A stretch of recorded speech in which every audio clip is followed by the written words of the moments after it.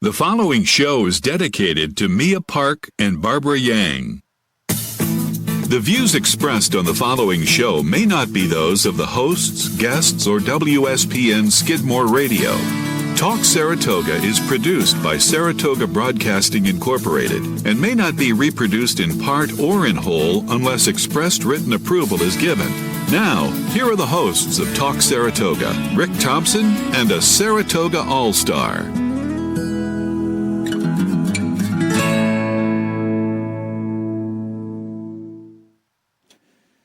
Good morning and welcome to Talk Saratoga on this rainy Saturday, April 26th. Thursday is May 1st already. I always say this every Saturday. I just can't believe how fast time's going by.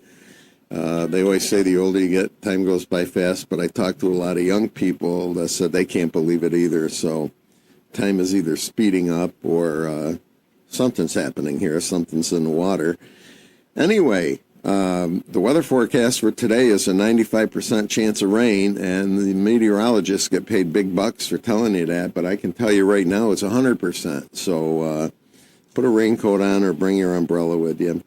I want to welcome a special guest today. He's a really good friend of mine, and he's the one that coined the term the Saratoga All-Star after the opening. So Pat Kane, good morning, Pat. Rick, good morning to you, too. How are you doing? I'm doing good. I just, we don't see as much of each other as we used to. You're busier than heck. Yeah. And I have no clue what I'm doing. So, it's just, but it's always good to see you. Always good to be with you. Yeah, well, God, I'll tell you, it's we exchange emails every once in a while or Facebook posts, things like that. But it is a highlight of mine on a Saturday. Come and talk to you because who knows what the topic. I mean, we think we're going to start out with a certain topic, and by the end of the hour, we're off in another land. We're going to talk about today. Yeah. The only thing that I did today was I think I'll do it on the music portion. Today in history. Yeah. And I gave one, and I'm going to put it to you. Okay. All right. 1931. Oh, yeah, I remember. That was a good year. Okay, it was a good year. Yeah. Lou Gehrig hit a home run today in 1931. Yeah. And but he's called out because he passed the runner in front of him. Oh. And it cost him the home run title at the end of the year. No kidding. Do you know who won the home run title that year? 1931. I would have guessed Babe Ruth. Babe Ruth, but he tied Babe Ruth. Oh. They each had 46 home runs. Yeah. So he could have won the title if he didn't pass that runner, which to me, I can't believe he on a home run. I don't know. The guy in front of him must have been jumping up and down. Yeah, must have won the game or something. Yeah. But yeah, I that was kind of neat when I read that. So it is remarkable. I know sometimes when we think, in the era that we're paying attention to is those are the greatest. But when you go back in time and you give people the due that they deserve, and they say, well, for example, Babe Ruth, he didn't look very much in shape, but obviously he could hit that ball. Oh yeah, and he was one heck of a pitcher. I mean, if you look at his pitching record, I dare say he could pitch and probably be in the top of the league today. And the reason being is, if you look at how many number of times he pitched and how many times he had a complete game, and I think we stopped pitching complete games probably in the 80s, right? Probably, and then late 70s, probably good with the Sparky Lyles and the Suitors and all those guys. Babe Ruth lost a no-hitter in the 13th inning of a game. Really? 13th inning, and he was a starting pitcher.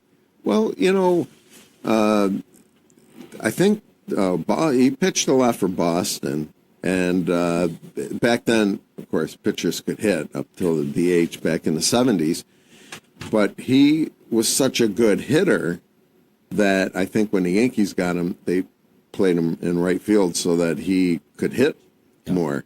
Yeah. And, it paid off for him because he was an unbelievable hitter. But you're right. As a pitcher, he was unbelievable. I think it wasn't until Whitey Ford in the 60s Whitey Ford's record in World Series history, I think, still stands as the winningest pitcher in World Series history. I think he is. But prior to that was Babe Ruth. Babe Ruth. And we don't know him I don't know him as a pitcher, but until you look at his record and realize that. But it is fascinating. But I don't know if you've seen this Tim Kirchin does a little podcast with his son. I don't know if it's every day or not, but every once in a while I'll see the highlights of it.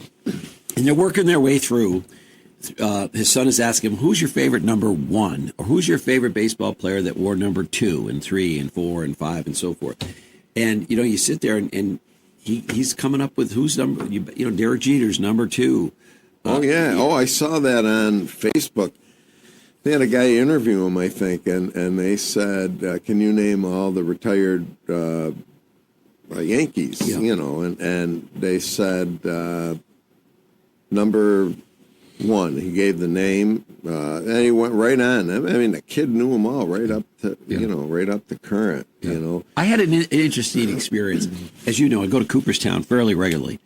And I was standing there. I was by myself for the portion of the day that I was there.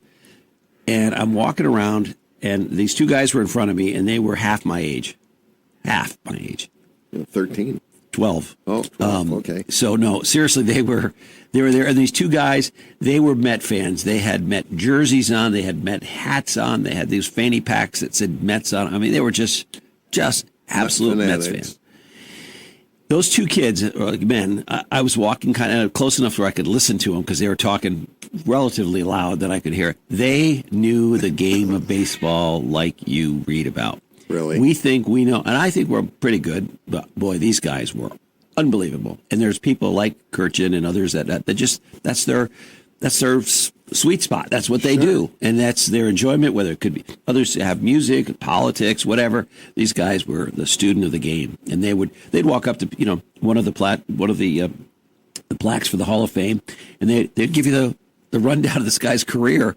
And how did they know it? I know. They just deep dive. Well, when I was younger, I could, of course it was mainly Yankees, but I could tell you batting averages and the won-loss record, just, you snapped your finger, I could tell you.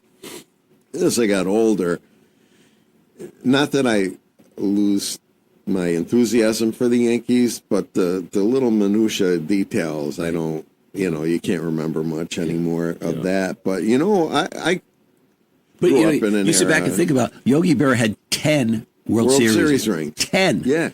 Unbelievable. Right? And that's what Kirchin was saying. He's like, you look at like the Bill Russells in basketball. I think he had 12 or 13 championships. Right. I mean, there's no, hey, I was lucky I played on the right team. None of that.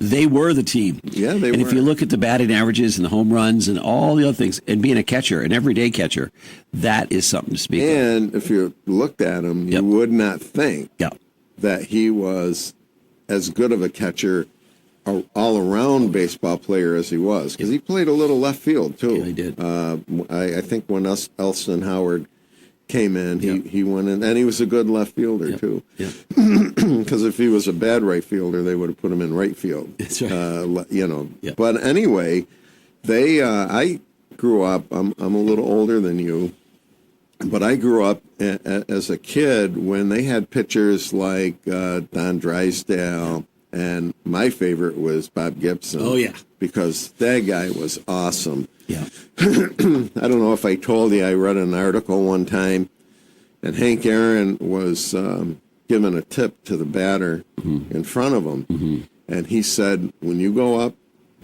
to bat, he said, if you're lucky enough to hit a home run off of him, he said, don't run fast, don't run slow, keep your head down, don't look at him.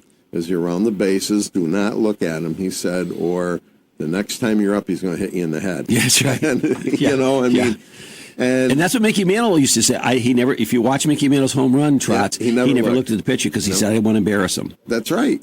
That's right. And back then they did that. Now they're jumping up and down, waving their arms and stuff. Yeah. But you look at Bob Gibson's record, and almost every year he completed most of his games. Yeah.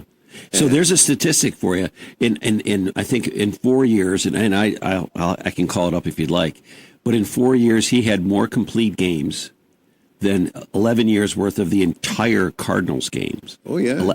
So it was amazing. Oh, he was, and he was good. I mean, he wasn't just mediocre that finished the games because the Cardinals were high scoring. Mm-hmm. He was good. I mean, batters feared him. It's just like Nolan Ryan when batter was up. They said they couldn't even see the ball. No. They heard it go by him. They couldn't see it. Yep. And, I mean, it's a fun sport to really be a fan of. I mean, everybody's got their sports. I get it. And we deep dive a little bit. But it's fun because you have a history to look at. Yeah.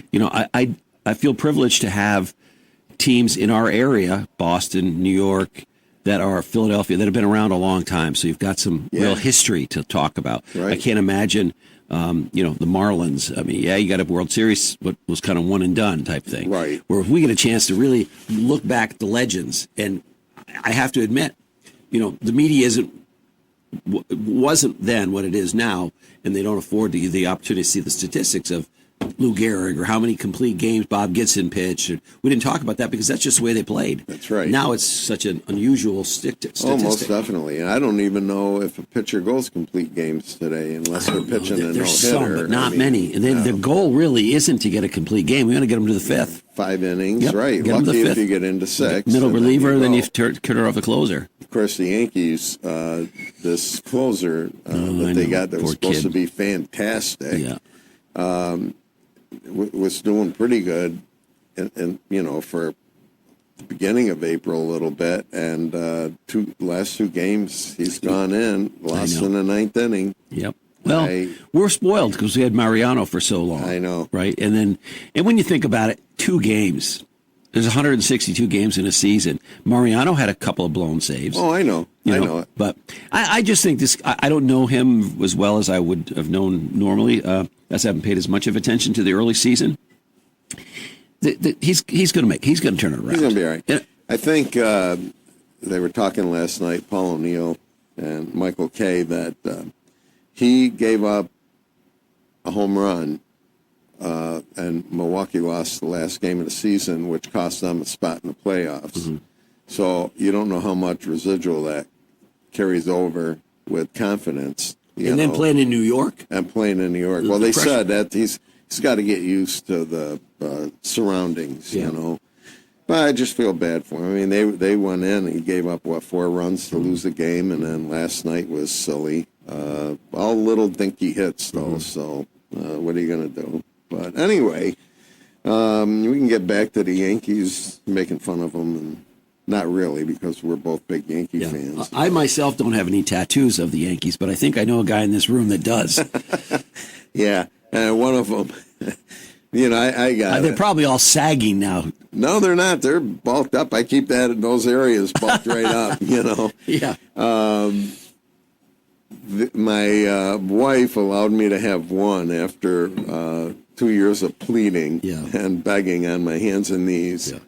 So back, I don't know, when my daughter Sarah was younger, she liked the band. I don't know what it was, Green Day or whatever the heck the name of the band was, and they were playing in Boston. So Peg took Sarah to Boston. They stayed overnight, and I said, aha. So I went down to the tattoo place that I got my first Yankee tattoo, and I had them put it's the NY on the right arm. So I had them put the top hat, the red top hat with Yankees in the back going through. And I had it up high so that my T-shirt would hide it. Yeah. And, you got to keep a salve on it for a couple of days. And she came home, and I was doing the dishes one night, and my T-shirt kind of rode up a little bit. And she goes, "What's that on your arm?" I said, magic marker. I said, She goes, "You got another tattoo?" And so I said, "Yeah, well, you were away." And she goes, "I thought you said you were only going to get one." And I said, "Well, it's better than a hula girl on my arm." That's right. I had an uncle who was in the Navy back during World War II, and they used to R&R in Hawaii. Mm-hmm. And he had it was my grandmother's sister's husband, my great uncle. Mm-hmm. And he had a tattoo of a hula girl on his forearm. Mm-hmm. And when he came over, when he flexed his forearm, the girl would dance. And I always wanted one of those. Yeah. Of course, he said when you went to Hawaii back then, it was a tropical island. Sure. There wasn't there was no blacktop, no big hotels. Right. He said, but yeah, we always used to like when he came over on Sundays for dinner, he flexed his arm, and that's why I got into a thing with grass skirts. Yeah, I just couldn't believe it. But anyway, I want to talk a little bit about. We got a lot of things to talk about as far as the upcoming election and things that are going on. And of course, I had John Safford, our mayor, on a little while before. 2 years ago, 2 years ago, early over the winter, actually, of 3 years ago, Matt Veach, our county supervisor, had secured a $50,000 grant for the expansion of the Woodlawn parking lot across from Stewart's, not the one across by the breakfast place there, Country Kitchen. Because ever since that parking lot was built, I was bothering Skip Scirocco. Of course, he never did anything. So Matt, was a constant guest on the show 3-4 times a year, and I would talk about it and complain. And he ended up getting a $50,000 grant that could only be used for that expansion, because it's very hard to get in there if you got traffic coming both ways. Well, they haven't done anything with it yet, and it's been 2 years. Yeah. So, of course, in our crazy form of government, I had John on last year, and I had saw him in Walmart, and I said, look, I don't like springing any questions on anybody. Yep. I said, and we only have politicians on here when they're running for office to find out, what they want to do, not pigeonhole them and because they're a different political party than I have, because whatever.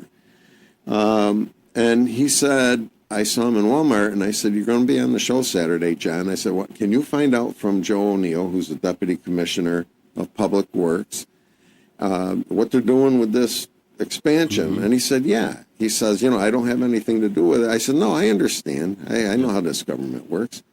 And or doesn't work. Or doesn't work. Yeah. It doesn't work. And he came on the show, and he said, I checked with O'Neill. It's on the schedule for this year. All right. Well, of course, 2023 went by, and nothing. 2024, he was on, and it's on the schedule. Rick, I don't know what to tell you. And I keep calling O'Neill up, leave a message, email him. So he was on at the beginning of the month, and he said, I know what you're going to ask me. He said, I talked to him, and he said, it's on the schedule. I said, John, I know you don't have anything to do with it, but, can't you do something to push this guy into opening that garage? What? Are we just getting ready for Belmont and the 4th of July and the Saratoga opening for horse racing? Is that all we care about now? And he says, no, I'll try, Rick. He said, but that's another department. I said, I know.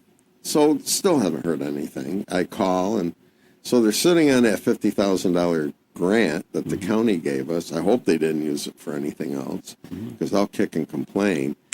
But because when Matt was on, he said, well, after all these years of you complaining and that, he says, they ended up giving me $50,000 probably to keep you quiet, so you're not complaining about it anymore.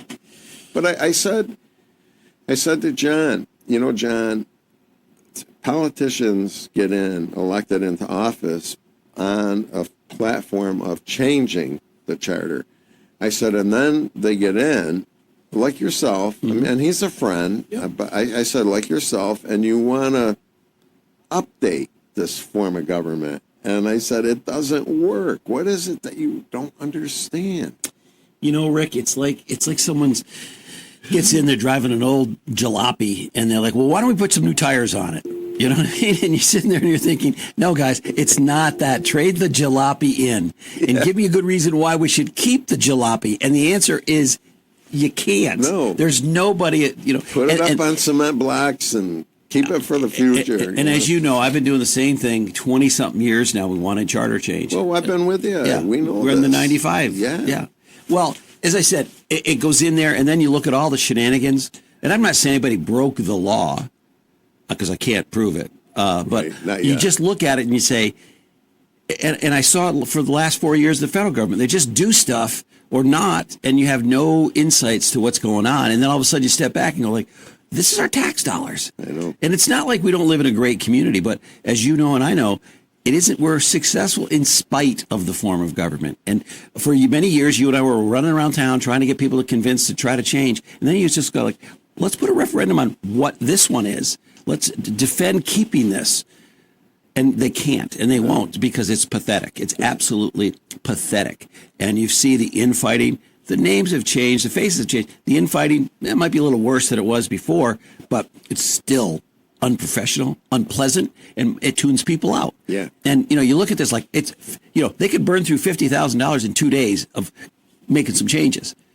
But the bigger picture is it is the most inefficient form of government, and all the good people that serve in it and work for it, it's a muted past because there's just no way we've ever gotten things done. No. I think I've told you before, I asked one of the elected officials a few years back, hey, can you get me a copy of the economic development plan? And I knew what the answer was before I asked. And then, yeah, sure. Yeah. So I saw him a month later. I said, did you get that copy of the economic development plan? It's hard to find.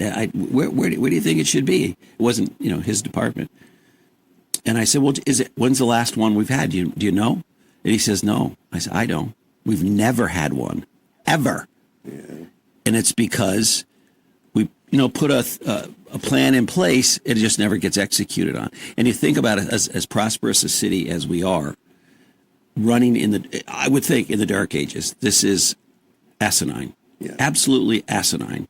But there's so many other good things that are going on. I think we've got wonderful business people. I think we've got great restaurateurs. We've got all kinds of service organizations that are doing wonderful things. It's when you get through the doors at City Hall, it just breaks down. And it's no reflection on the people that work there. It's the environment that they're in. Well, most definitely. And, you're more in tune and involved than I am. I base my opinion on where I came from with my dad being in politics and of course, a mayor alderman form. But you were in the design review committee. You were on that for a long time. And, so a lot more inner workings of the city. But, whenever we have someone on, they'll admit, they say, look, I'm mayor, but I don't run the city. I don't run City Hall. I run the mayor's department. If you've got a problem with the streets, you have to call Public Works. Mm-hmm. If you have a problem with a neighbor and noise, you have to call Public Safety. But Public Works cannot go into Public Safety's department for anything. When Public Works plows Public Safety's areas like the fire departments and that, the fire department has to take out of their budget the money to pay Public Safety for plowing them. Never heard of such a thing, but and it's sad because you've got a mayor, and I consider John a good mayor, who has no input whatsoever on either the finance department, the accounts department, Public Works, or Public Safety. Now, those departments should be run by themselves by professionals, though. And I always maintained that, deputy commissioners really could be department heads. Because basically they're running the departments and they get paid well. Yep. Commissioners don't get paid tiddly, but they're the legislative and really the department heads. Right. Because, and I forgot how much they get, but 18,000 maybe. Or currently, the commissioner gets 14.5. How much? They're going to go up 14.5. It's going to go up on the next term. They weren't allowed to vote for their own. Right, they can't. It comes into the next term. Yeah, it's still not enough. But on the other hand, it's again, I'm going back to the argument that I agree with you. The amount of time these people put in, from a financial perspective, it's right. But when you look at other forms of government, your whatever you want to call them, aldermen, they typically are doing it for free. And I'm not just saying to save the money. It's like the argument that Reagan had and now Trump has got with the education department. You got all this money coming in. What are your results? Your results are pathetic. Yeah, well, why are we doing this? Why are we spending that? And so I look at Saratoga. I love it. I wasn't born here. I was born in Hadley, but I got here as fast as I could. And the point I'm saying is that we can, what we see now is good. It could be great, but we don't know what great is because we're stuck in this time warp of this asinine form of government. Right. And you sit back and you think about it, and it's like you put the good people in place, whether they be employees or elected officials, and they're doomed to fail because we've got an asinine form of government. Right. And if it was such a good form of government, other cities would be using it. That's right. You know? And our form of government, right, our commission form is probably less than 20 in the country now. I mean, there were only, 26? We're the largest in the world. The largest in the world. Right. And there hasn't been an adoption of this form of government in 79 years. Yeah. So that shows how good it is. So people who changed from this form of government went to something else. Strong mayor, city manager. Not one of those hundreds and hundreds of people that have left, or cities that have left, ever came back. They may have switched from one to the other in the other forms. Nobody has adopted this. You know, as we get older, we all start thinking about our health. And if your doctor said to you, you have a brain tumor and we've got to fix that, you wouldn't go to somebody that's going to operate with an axe. You'd go to somebody who can do surgery. And this form of government is literally so asinine and so ill-prepared to deal with things. And then it just breeds this contaminated barking at each other that, yes, all forms of government have a certain degree about that. But you sit there and you're like, you're supposed to be executing the tax dollars, right, not fighting amongst each other. You're not this and you're not that. Everybody's off freewheeling and doing their own thing. And I've had many friends that became elected officials. And I'd have frank conversations like, how the hell are you getting anything done? They're like, we're not. Yeah, we're not. I know. We're kind of like getting the big stuff. You know, people say, geez, Rick, you always talk about this. And like you said, back when the community initiative started back in 95, Lynn Goodness and I went out and got the signatures that were required. The two of us did. And the mayor at the time, Mike Lenz, had started a commission, and then he lost the election. I was on that commission. I know you were. Yeah. And it disbanded. And I think that's where I ended up becoming more involved, because I was hoping in my lifetime I would see it changed, but I don't know if that's ever going to happen. But, and then from there, when Valerie Keene got in as mayor, she took the signatures and formed her own commission, and I got appointed because she ended up putting 3 Democrats, 3 Republicans, and 3 independents on. And and then we snowballed from there. It lost, and then we started, I think we had 2 community initiatives, and then a mayor-appointed commission again, which lost by 10 votes. I was on that one, too. You were on that one. And, we had a lot of community involvement, so I was on that part of it. So, you know more of the intricacies of the form because, you studied it to get prepared for your positions on these commissions. But people that are moving in here say to themselves, what is going on? Oh, yeah. Those that immerse themselves in local politics want to find out what's going on. Probably 2/3 of the community have no clue what form of government we have, how inefficient it is.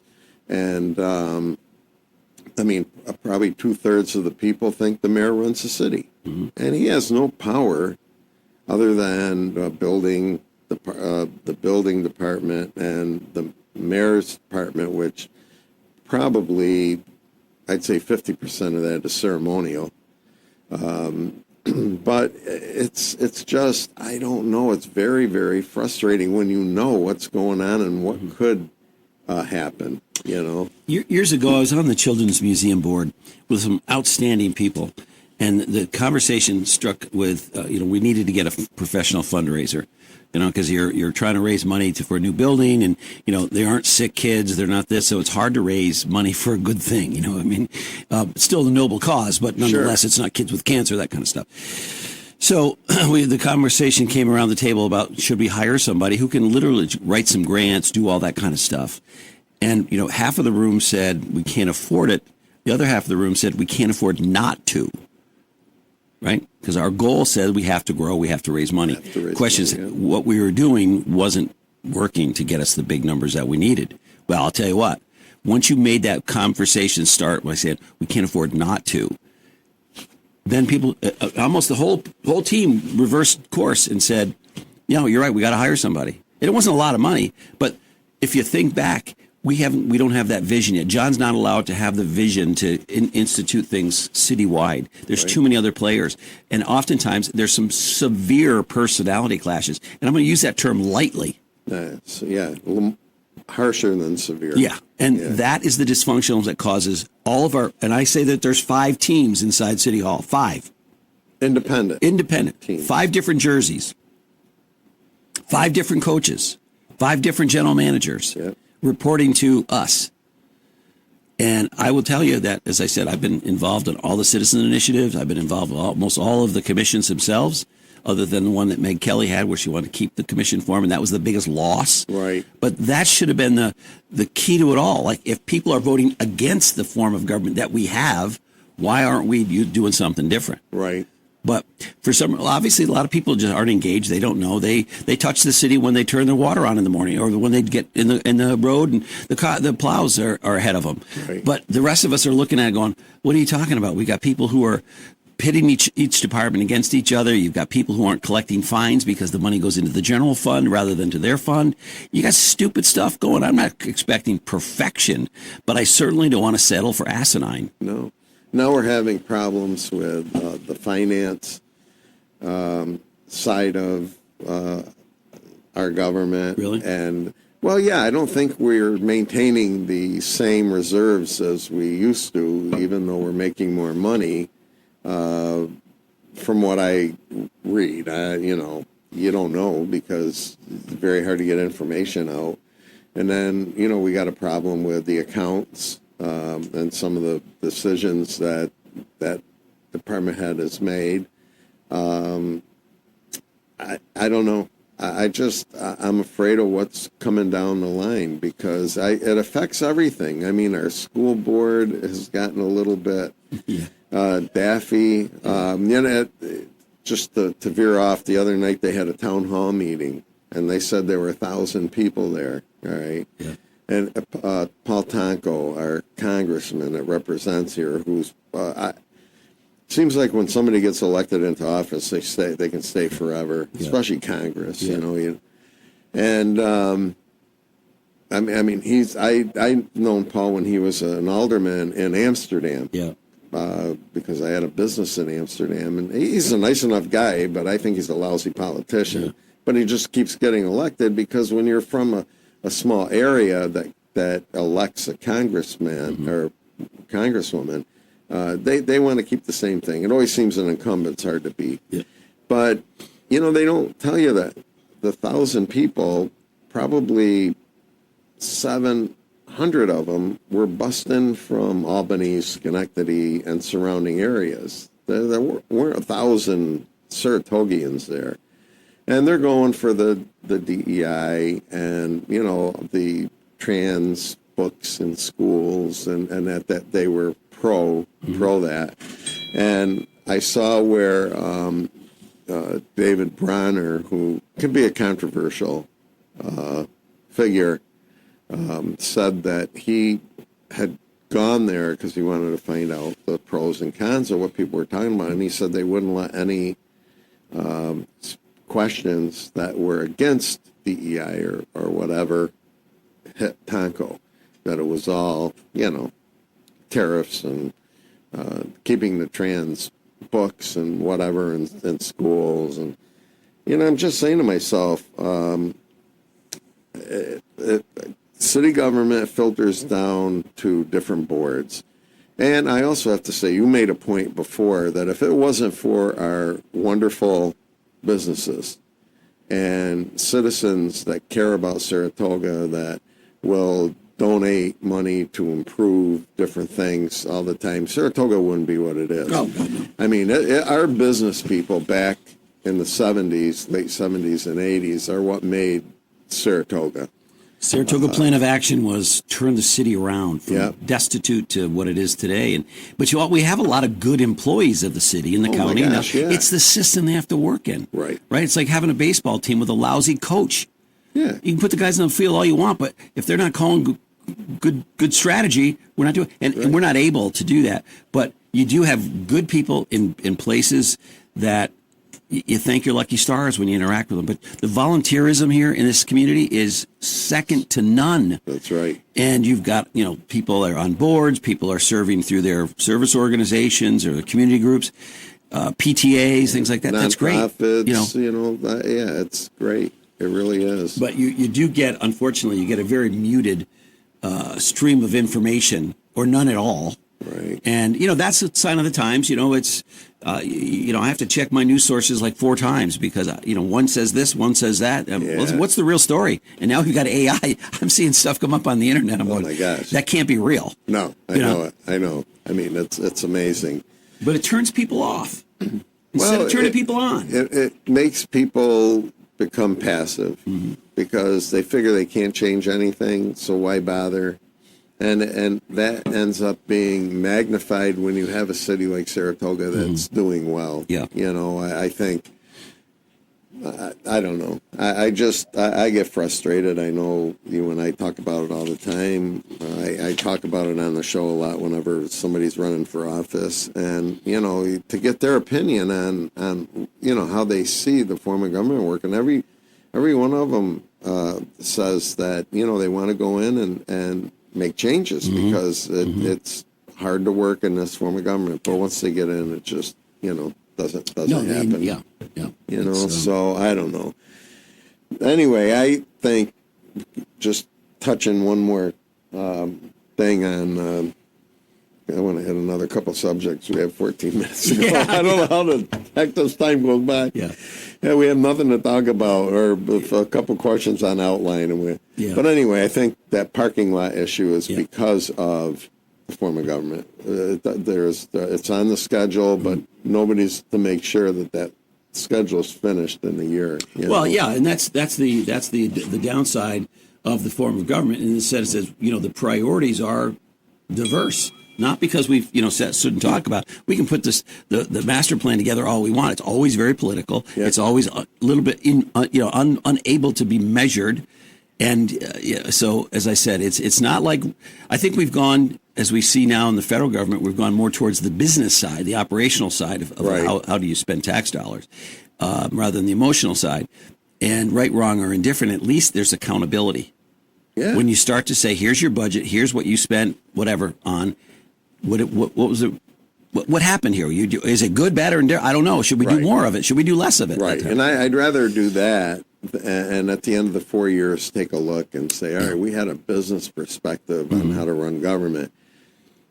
We're making wholesale changes now. All right. Some of them may be going too far. I don't know. But I like what's going on.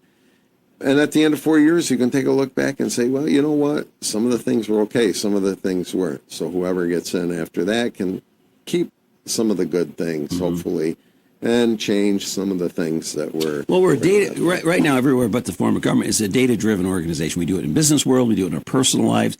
When you buy something, you're always looking at the reviews. Is this a good thing or bad thing? We're always inquisitive to figure out, are we making the right decision? Right. And I find that to be non-existent.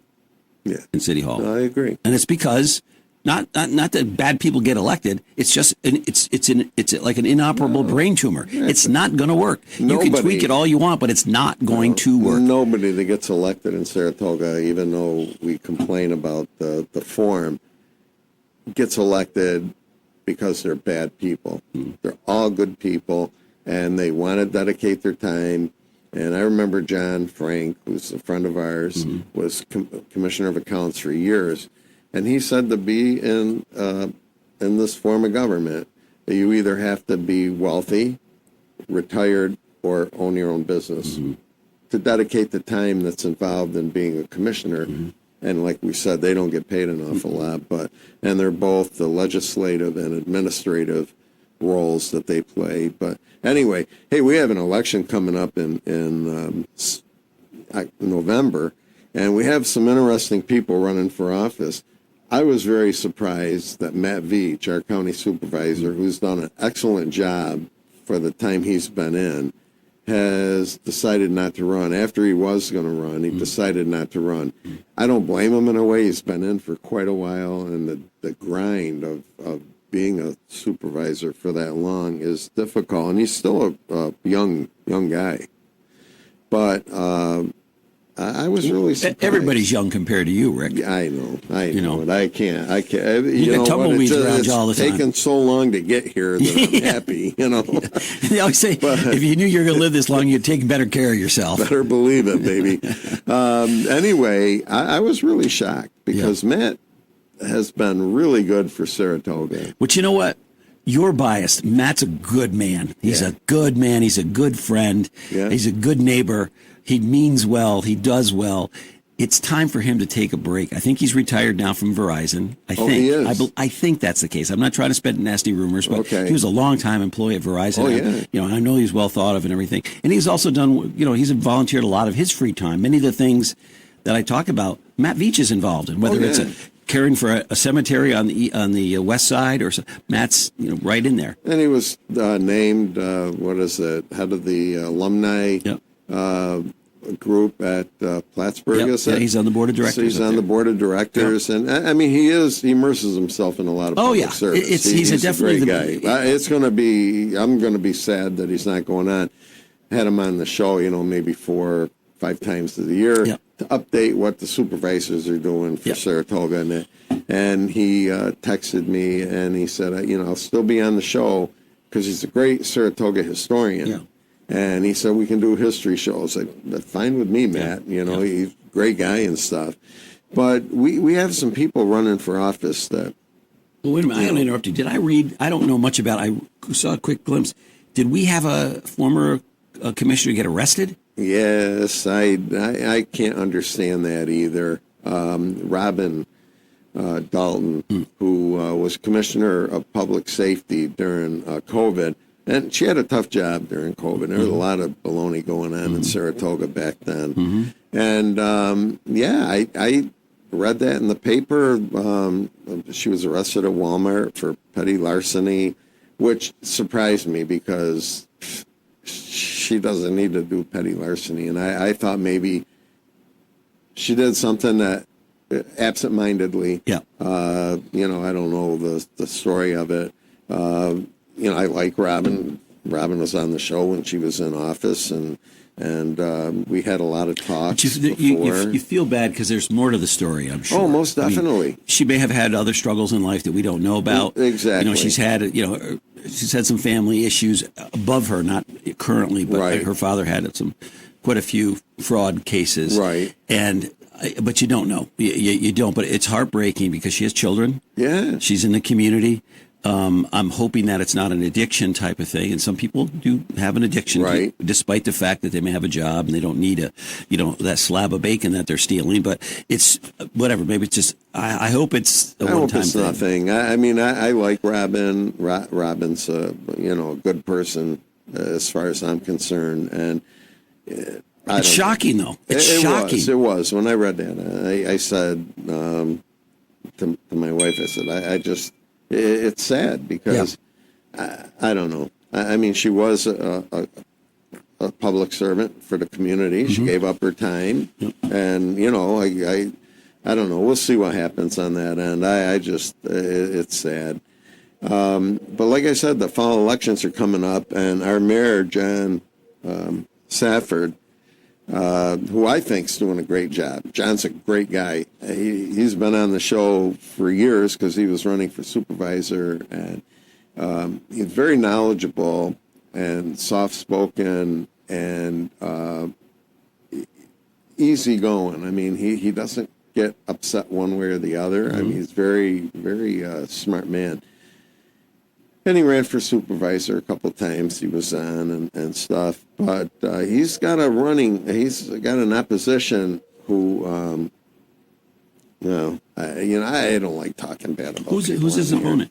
Michelle Madigan. What? Former commissioner of finance. You've got to be kidding me. No, not at all.